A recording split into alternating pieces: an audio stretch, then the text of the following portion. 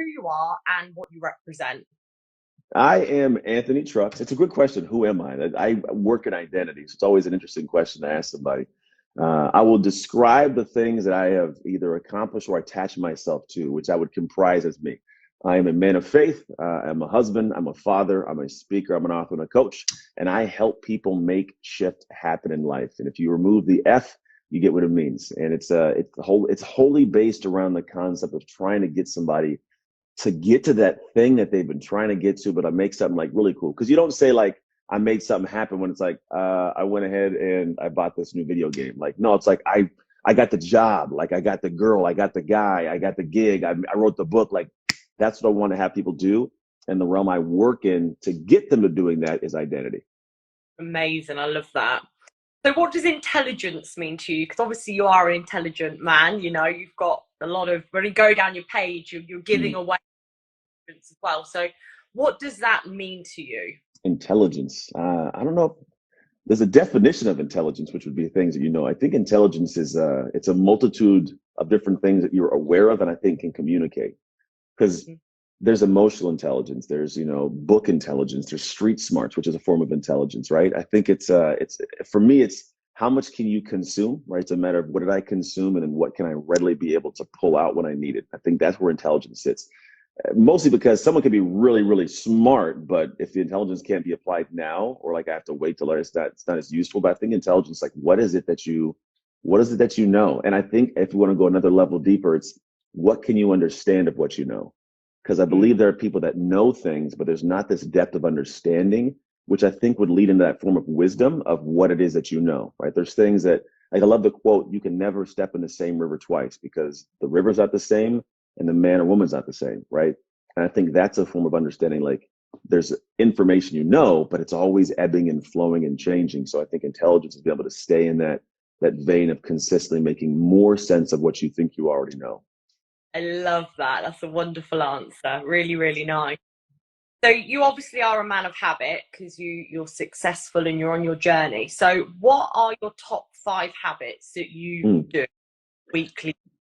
Weekly, I think there's got to be one of the habits is a self-check-in. I think self-awareness is a big piece. There's this quote that I love. It's hard to see the label when you're inside the jar, right? If you aren't aware, self-aware in some capacity, you end up going and doing things that don't benefit the direction you want to go. So one of the things is like trying to be presently aware of where I'm at, what I'm doing, like just kind of who is Anthony in present time. Because the last thing I want to do is have that whole hindsight and be like, I should have done that, but I wasn't aware of who I was, so to speak. So a present awareness. I'll do self-checks. I do thinking time. I try to analyze myself. I try to poke holes. I watch things I do. That's one habit I have. Second habit would be health. I'm real big. Like I work out about 6 days a week. And when I say that, most people, I think there's this concept that people only work out based on what they see on Instagram to have big butt cheeks and biceps and muscles. And don't get me wrong, I want to look good naked. You know what I'm saying? Like, I want to look good. I'm not gonna lie, I want to look good. But to be honest, I believe the biggest benefit to it is like you actually feed your brain. There's actually science behind the fact that if you do things with your body, it fuels your brain. I'm a thinker. I operate, I talk, I speak. If my brain's good, I can do a lot. I can make more money. I can do all these things. And so I consistently take care of the thing that takes care of my brain. So I'm taking care of my body. I have habits wrapped around that. The third thing I would say is a big habit is I love as a verb. So I have a wife that I love to death. I have kids that I love to death. Like, and I love with my actions. Like I move my entire day around, as you know, to make sure that when we're done, it's all day amusement park. I had 4 meetings that I had, a couple podcasts I've been trying to get on for a while that I just moved them around because this is a priority to me. So I love my kids and my wife with an actual verb. The fourth thing I do, I think it's a habit, is I consistently try to get in conversation with the people that I serve. This is a business perspective, right? So whether it's I'm in the inbox and DMs, I'm doing this, I'm in conversation. I think that there is a separation sometimes between people who serve and those they are serving. I want to be in this place. I want to create this business, do this thing, but then like you don't really pay attention to the people you're trying to serve. So then you slowly create this gap in separation. So it's consistently in conversation that just looks like answering messages, going in comments, watching what's going on in the world. It's a big piece of it. And then I try to. People don't always see how much, just to have that client in front of you, there's been a lot of effort of emailing and prepping to that moment just to have them sitting there, you know? Yeah, yeah, there's a lot that goes into it. But if you care, it makes sense. Like I care Yeah. about the people I work with. I care about everybody I get a chance to talk to. So because I care, like it makes it easy. It's effortless effort. It's effort I give, but it doesn't drain my soul. Like it's no problem. The fifth one I would say is I guess habits. I am always trying to be a better guy. So I have a very specific structure of how I live my life and a way to accomplish things. Like it's a planner. And what I found is most people have great planners, but have no idea how to plan. Got a great planner. I got this book here, right? No clue how to plan. So what I do is my habits are based on like I have a planner that if you look in that, you'll know who I am as a human. You'll understand what my values are. You'll understand what I put in front of people. Like this is very specific, right? So in doing that, my habit is can I stay disciplined to the journal, to the planner, to what I got there? And discipline is an interesting word. It means disciple, which is to follow, and plan, which is plan, right? Follow a plan. So if you're a disciple of Jesus, I'm following Jesus's plan, right? We'll call it. If I'm a disciple of me, I'm going to stay disciplined. It's like I follow my plan. So my habits are based around follow my plan. So I have a plan I create. I stay in habit of following that thing. And that's I believe one of the most important pieces around like my success. I'm not magical. I don't do anything that's like special. I just have a better grasp on where I'm going, why I'm going there, and every day making sure it's being done. Amazing. I wonder what's in that journal then. It must be lots of information. It Different. was it I all like it's all the stuff on the outside. Yeah, it's just that. That's really, really cool. yeah, I you love do it right, it's good. how many have you done? Is that 4 or 5? That's five. That's five. No, sorry, I was just saying, Yeah, that's five. saying more and more, and then you don't realise how many you've said. Because habits make a man, don't they? Like habits make up your whole life pattern. So yeah, really interesting. So challenges then, what has been your hardest challenge up to date? 2021, what has been your hardest challenge and how did you overcome it? Man, my hardest challenge would be getting my family back together for sure. In my entire life, we're saying. I mean, I've played in the NFL. I've been on like TV shows. I've done a whole lot, but I think the most important one, which was the greatest challenge, because it's not black and white. It's not like, I made the football team. Here's a piece of paper. I'm on the squad. It's have a family be dialed in. That is one thing that has so many different relationship dynamics, personal dynamics. There's so many things. So at one point, my wife and I, high school sweethearts, went to college together, had a kid in college, had kids right after college, married, all that fun stuff. And then we got divorced for a long period of time. And it was a long journey back to getting remarried after being divorced for 3 years. That took a lot of internal work for me, internal work for her. But we now have an amazing marriage. And so like the most difficult thing for me was the journey to get to here, right? The journey to get to the point of being the guy that I can honestly say, like, I've got a lot of cool things figured out in life. Because I'm a guy that talks and teaches. And I believe one of the biggest problems we have with individuals, they see the facade of like, it's great and I get to talk and motivate, right? But I don't believe that you should in any way be telling people how to run the race until you've crossed the finish line. And Yeah. so I've done it. I used to talk like I'm do this and be happy, but I wasn't. And I realized like, man, I'm not serving people at a high level. I got to figure this guy out first. And then I can go talk about what's going on. That yeah, it's quite sad to think, what you just said, but that people try and help others when they're completely not in that real mindset themselves, which is it's still a beautiful thing to do and no harm in it, but to create true power and true change comes from you first and Yeah. then leading on to others. So yeah, I love what you just said. That was really, really powerful. What do you think is the biggest issue with people moving forward from the past? Because a lot of people live in the past and that's kind Mm, of trapped. So yeah. why do you think they have that issue? Yeah. This actually ties to the concept of, and in my opinion, it's an identity of what I've created. So most people attach themselves to the thing that they've done, even if it's a bad thing they've done. So I am that. And so what ends up happening is I repeat the cycle of what I know to stay in alignment with what I believe myself to be. And so they can't get out of the hole because internally, even if it's not right, it's a bad thing. They feel like I'm horrible, I suck.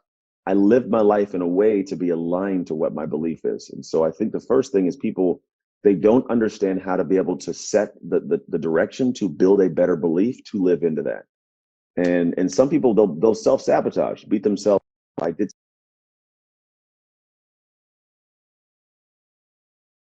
have a better relationship. Oh, did I lose you? Had a phone call coming then. Yeah, So stupid phone I call, dumb phone call. So no, what I believe is I think if somebody gets to a point where they're able to step in and go, all right, this is who I am, this is what took place, but it's not who I have to be. It's just a version of who I was, a version of a person that saw things this way, saw problems this way, dealt with stuff this way, responded this way, right? That was a version.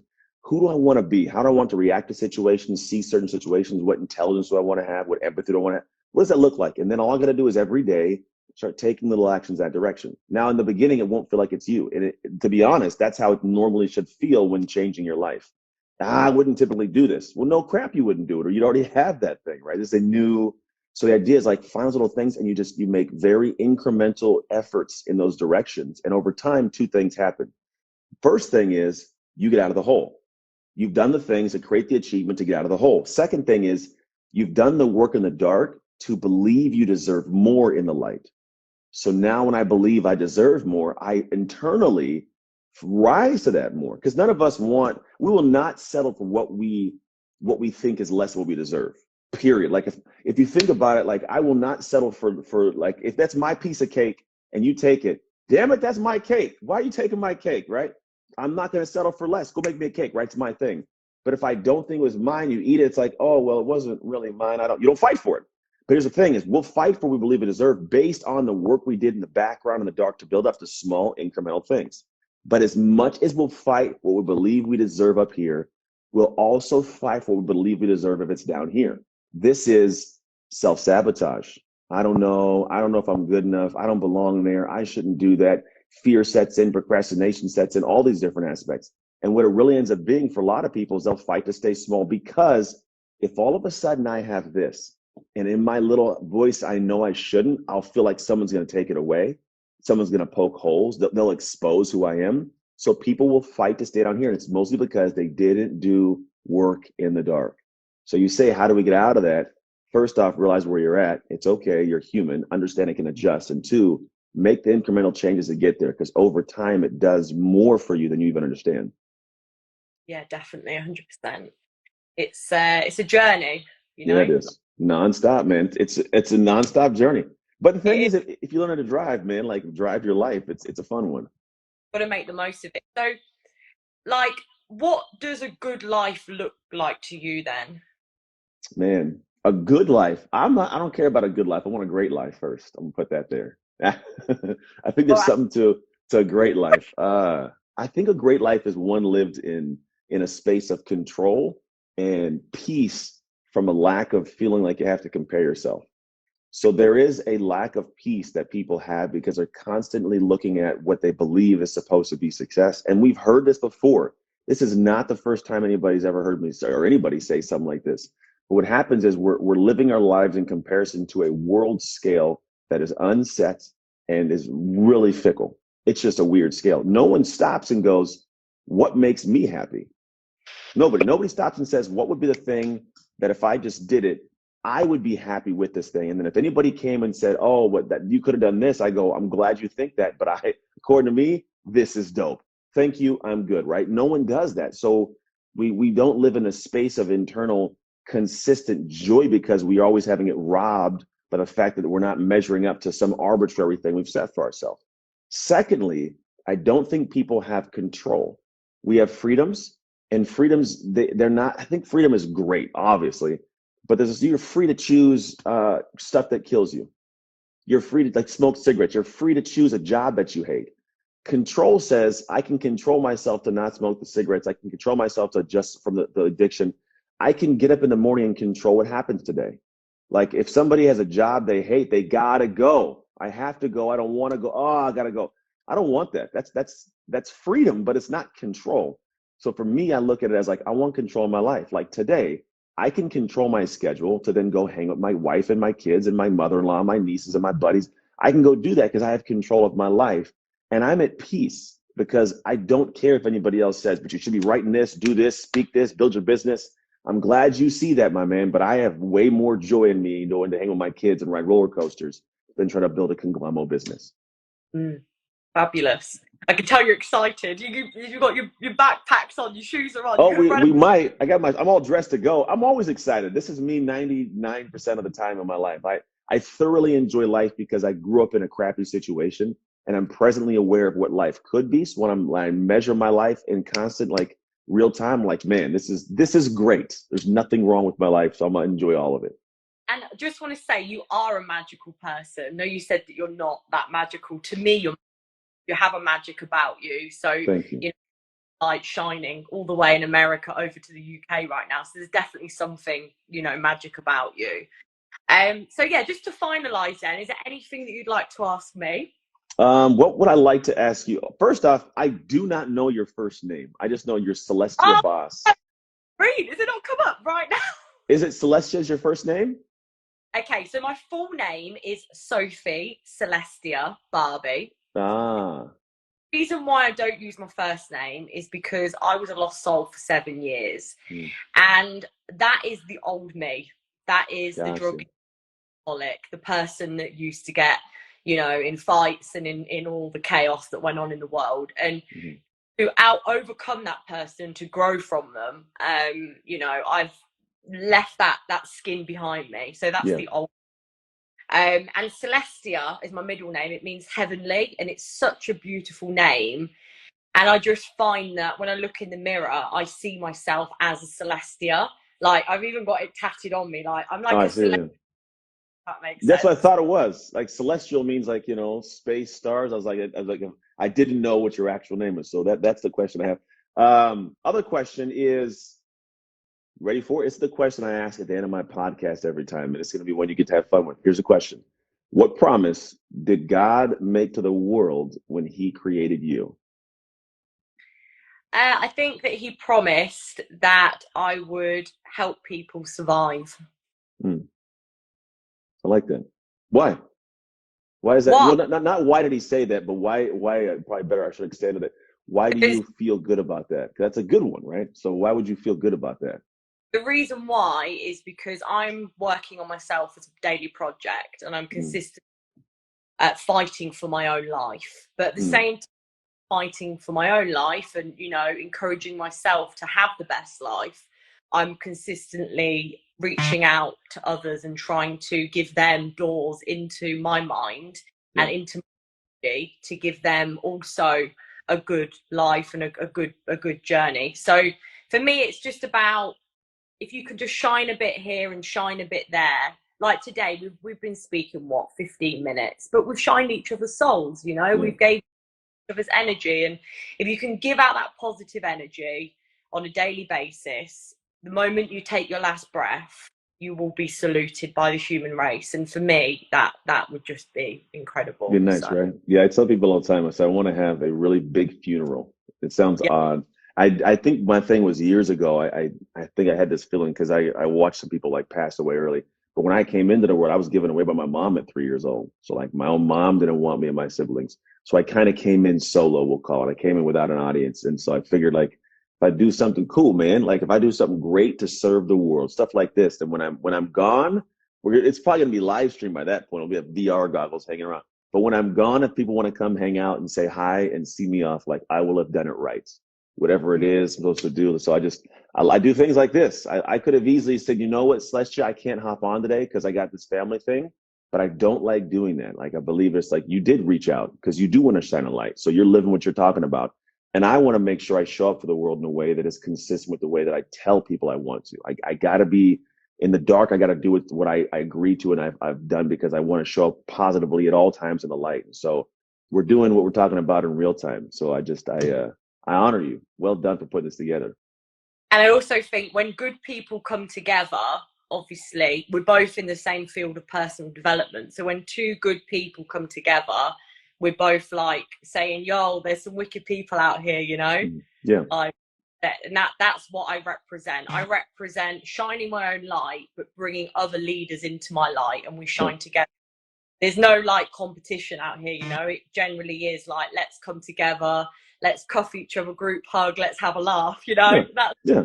That's just fine. I think that's the cool part about it. When I played sports, like I played the NFL, professional football, there's a different energy because like I gotta beat you. But what's cool about like what I do here, first off, not everybody's supposed to work with me and hire me. Like the majority of people just will never actually invest the money to work with me. And that's totally fine. Some people will be like, I'm not going to talk to you unless you pay me money. I'm like, that's just shady, man. And you're supposed to help people, right? And the second thing is, I understand that as I do what I do, like there's a fulfillment I get from filling up other people's cups. And so this, as much as people are like, oh, he's doing, like, I feel good about this. I love that I get to go and impact people's lives and do what I do, and not do it just for a paycheck only, but do it because there are process I go through. But just to give people little nuggets, little seeds, and they go, hey, thank you, man. Like, cool. I get to move on and go do what I do. Like that's a joyous space that I think. Here's what I tell people: when you get to do something you love, that people love that you do, that's a sweet spot for life. If you want another awesome video in our Black Excellence series, check out the video right there next to me. I think you'll enjoy it. Continue to believe, and I'll see you there.